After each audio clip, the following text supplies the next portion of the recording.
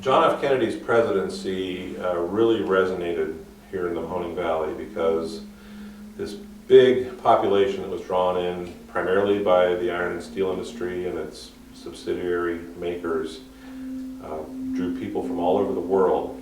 And so you had immigrants and children of immigrants largely mixed in with native-born people, but for them in particular, considering that President Kennedy was the grandson of Irish Catholic immigrants, that he was the first Roman Catholic president of the United States, all that resonated here in the Mahoning Valley. It also helped the local Democratic parties and Congressman Michael Kerwin, who represented our area for many years. He was a close personal friend of John F. Kennedy and the entire Kennedy family. And so he had that kind of access because of that relationship that he had with President Kennedy. And of course, on that awful day, November 22nd, 1963, that all basically came to an end. And the whole country reeled, mourned. It was a really horrible time in our history, the days and weeks after the assassination, and it was felt very personally by local people here in the Mahoning Valley. Vietnam era is, again, very consequential to understanding not only our country, but people here in the Mahoning Valley. And I would say, you know, we think of that era, the mid to late 60s, with hippies and the anti-war movement, and the general peace movement, and the Summer of Love, and all that counterculture that developed out of that period. There were elements of that here in the Mahoning Valley, but not in any great length. I would say people here, it was a Democratic Party stronghold, but people supported Congress and the presidential administration, and if the administration was telling everybody that we needed more intervention and presence in Vietnam because of the threat to freedom throughout the world, people said, yeah, we go with that. A number of local people went into the armed services to serve during Vietnam, and several dozen, maybe like more than 100, were killed during that effort. It began to have an effect on the whole country, and probably the biggest effect was it created a lot of divisiveness in terms of why are we there and why is it important. Now, there was anti-war and peace sentiments and organization going on here.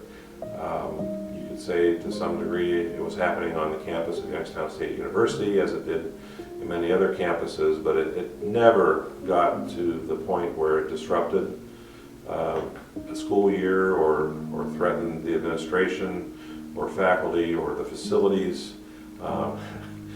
One of YSU's history professors, that's a great summary. He said that, you know, during all this upheaval across the country, here in Youngstown, the campus was a hotbed of rest.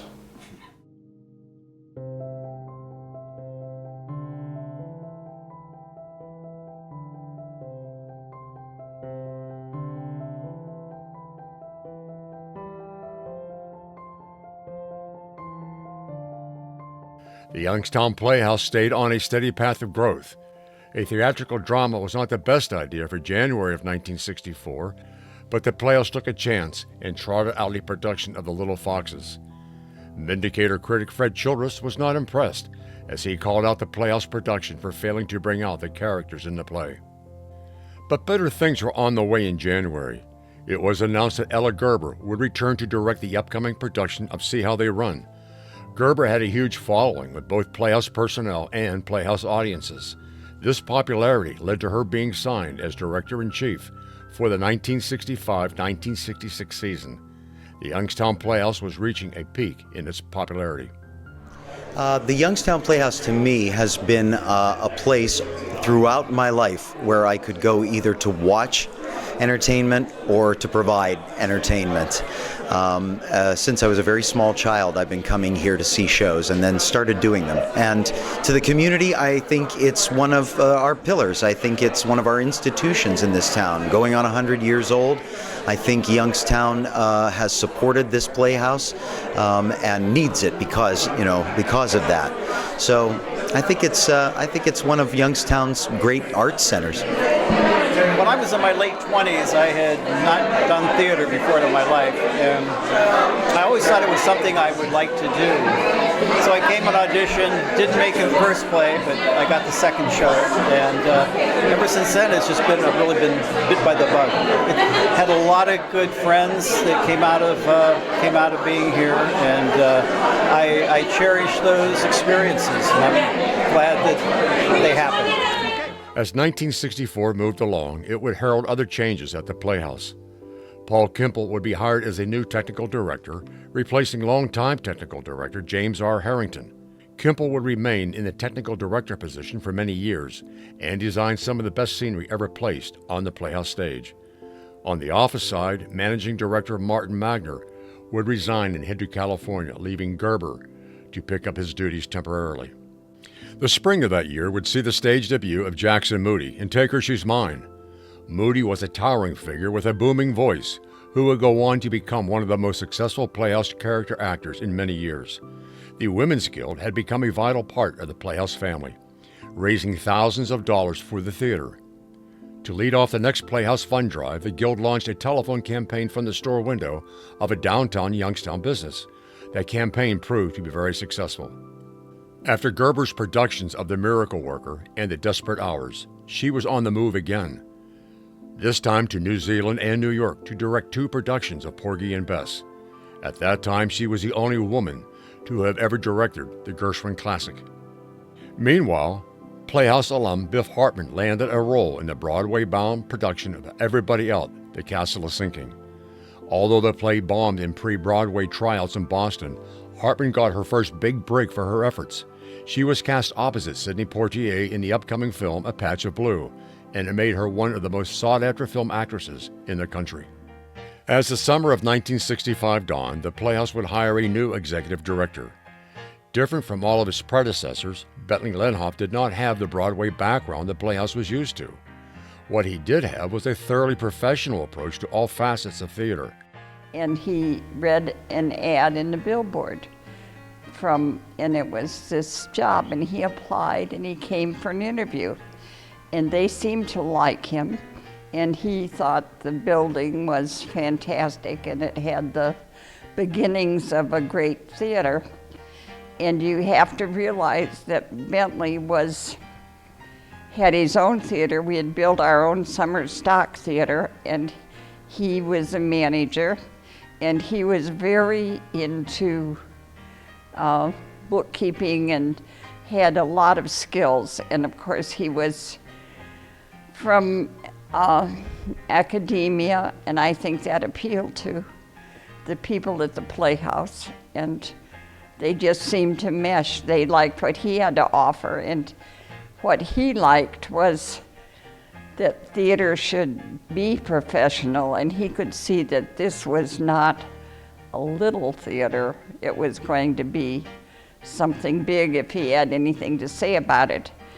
And his whole idea was to make community theater the very best theater that the audiences could possibly envision, and I think he did that here.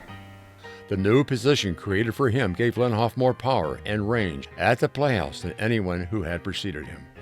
Bentley was an enigma. He had a heart as big as this building, but he would not allow anybody to see it. He was sensitive, but he wouldn't let people see that.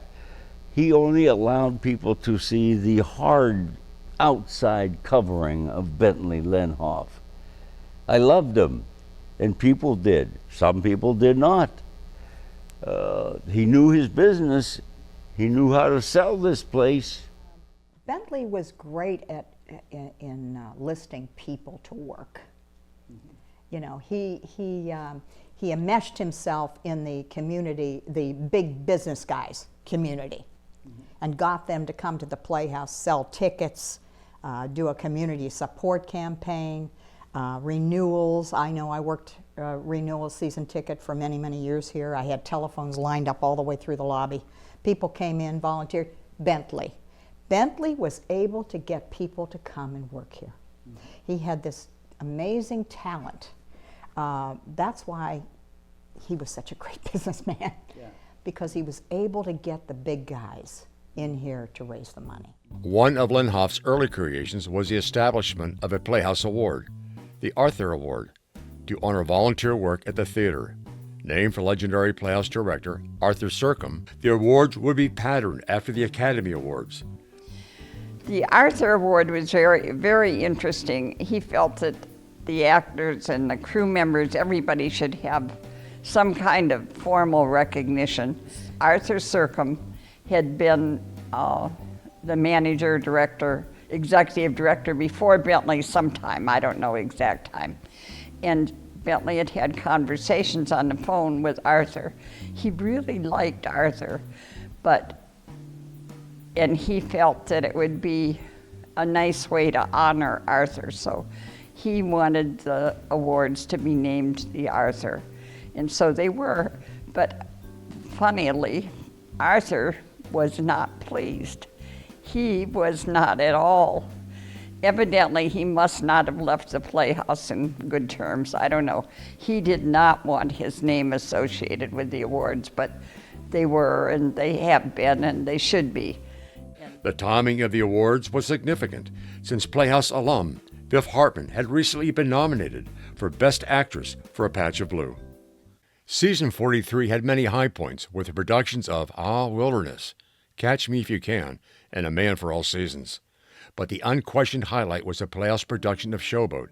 Directed by Robert Baker, it would see the return of John DeMaine as musical director. DeMaine was at that time studying for his master's degree at Juilliard.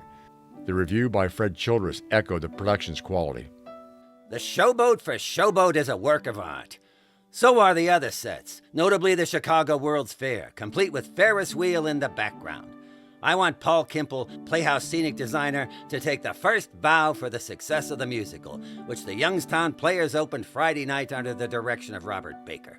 Showboat is a beautiful production visually, with gorgeous costumes complementing Kimple's designs and Harold Head's lighting making the most of both. Playhouse memberships continued to climb by the end of the 1966-1967 season. It numbered 4,400 members. That season would also see Charles H. Owsley, Jr. be elected as president of the Playhouse, replacing Harold Sittick, who was stepping down. Owsley's election was significant, since both of his parents served in the office in previous years. With The Music Man being the hit show of the 1967-1968 season, the Playhouse would receive a visit from the Music Man author, Meredith Willson. The show, starring John Griffith and Shelley Petro, with direction by Dean Norton, musical direction by Janice Aubrey, and choreography by Dana Snyder, holds legendary status at the theater to this day. The Playhouse was spewing out professional talent in every direction. It was only a matter of time before John Kenley and his Kenley Players, based in Warren, Ohio, would take notice. Kenley operated the largest professional summer stock circuit in the country at that time. Having worked with the legendary Schuberts in New York, Kenley knew every facet of theater. Every major star of the day worked for Kenley in his summer shows. That was also true of almost every major actor and tech person from the Youngstown Playhouse. He knew talent, and he groomed many Playhouse people for professional careers. With Janice Aubrey being a musical director at Kenley, we did Fiddler on the Roof at the Playhouse, and Lord knows I forget the year, it might have been 72 or 73, and Leo Muller, who was a choreographer at Kenley, directed the show here at the Playhouse.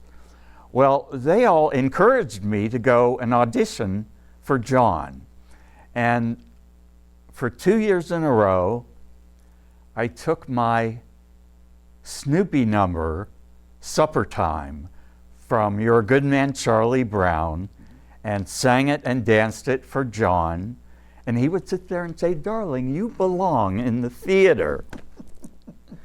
And finally, the third year, they called me up to do a specialty routine in the show She Loves Me. And John loved it. He loved my humor, he loved my dancing, and from then on, he was a mentor to me for many, many years. Well, I went and auditioned for John, and he didn't hire me the first time. These are my experiences with him. He hired Joni Musselman, who I think auditioned at the same time.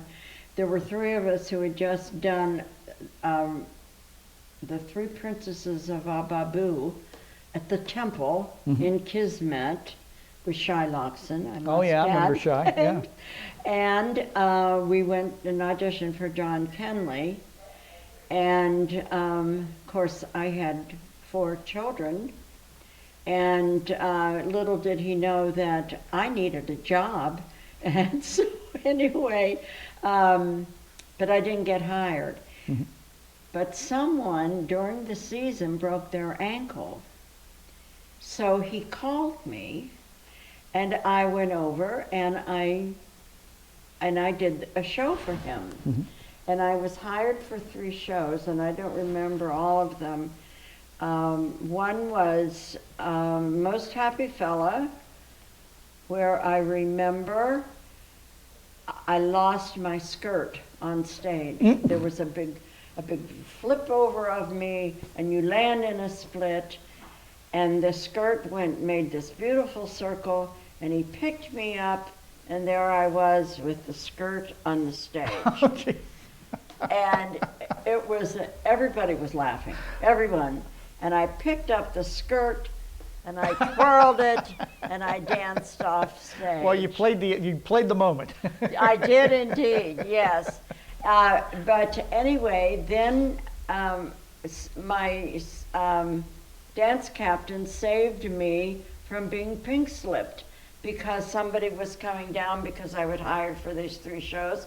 Coming down the hallway, my dance captain walked out and said to the stage manager, "Who's that pink slip for?" And the man from John, who wasn't Manny Cloditis yet because he wasn't old enough, but anyway, was walking down the hallway and said, "It's for Dana Snyder." And Dom Angelo said, "You're firing your best dancer," which is not true. Which is not true. Here I am, 5 feet tall, besides all these girls with these beautiful long legs. I was by far not the best dancer. But anyway, kept my job. And so that's how I stayed there with John Kenley, and I was lucky enough to go to John's 100th birthday party, I don't know how many years ago. And I visited him in Cleveland, and he remained great fun to the very, very end. He was a good guy. He was like unique, just so unique. As season 45 began at the Playhouse, they would find themselves ranked second in the country among community theaters in the size of their yearly budget. Demand for tickets was so strong that they added 2 performances of each show on the last Saturday night. When Tobacco Road hit the Playhouse stage that season, it would render up the Playhouse debut of Justin Gray. Most Youngstown people don't know him as Justin Gray, but rather as Bob Gray.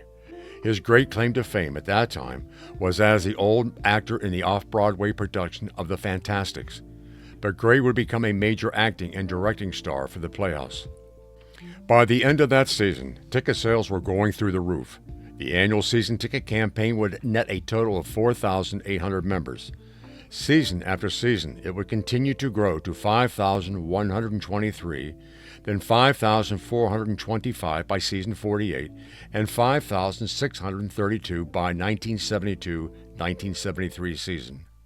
Season 46 would mark the first time that the Playhouse would present 2 full-scale musicals during the same season, Oklahoma and Guys and Dolls.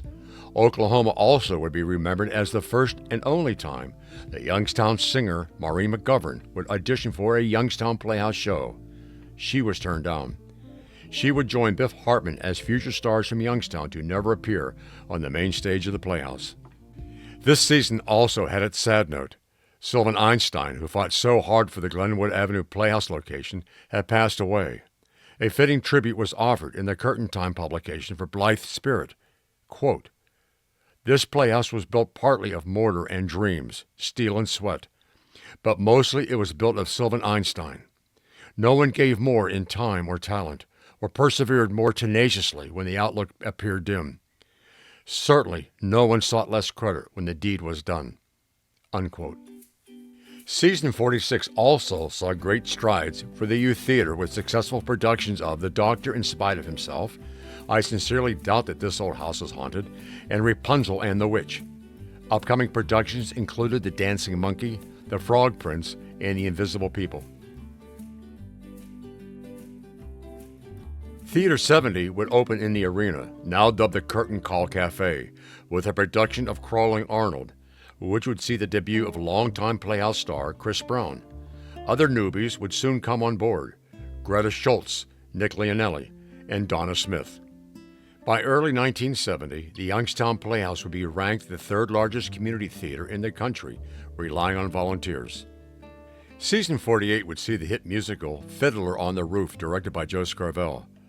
The show had an all-star Playhouse cast with such names as Carol Mills, Arlene Smith Russo, Magda Marburg, and David Gendry. Fiddler was the most attended and most successful show in Playhouse history at that time, selling 10,500 tickets over its 5-weekend run. The Playhouse was running in high gear as it entered season 49. One Flew Over the Cuckoo's Nest opened that season with one of the most star-studded Playhouse casts ever: Chris Brown, Barbara Silverman, Nick Leonelli, Lynn Kirkwood, Jackson Moody, and Richard Kepley, to name a few. But the success of that production had to be tempered with the news that former Playhouse director Jim Cameron had passed away. Cameron had been responsible for so many Playhouse innovations and was a major link from the old Playhouse to the new Playhouse. The Curtain Call Cafe was also churning out hits, and hit on a big one during the 1972-1973 season. The musical Jacques Brel Is Alive and Well and Living in Paris would open to rave reviews and would run the entire winter in the arena. The cast had Playhouse heavy hitters: Harry Switzer, Dana Snyder, Linda Welsh, Todd Heffling, David Gendry, and Stu Aubrey.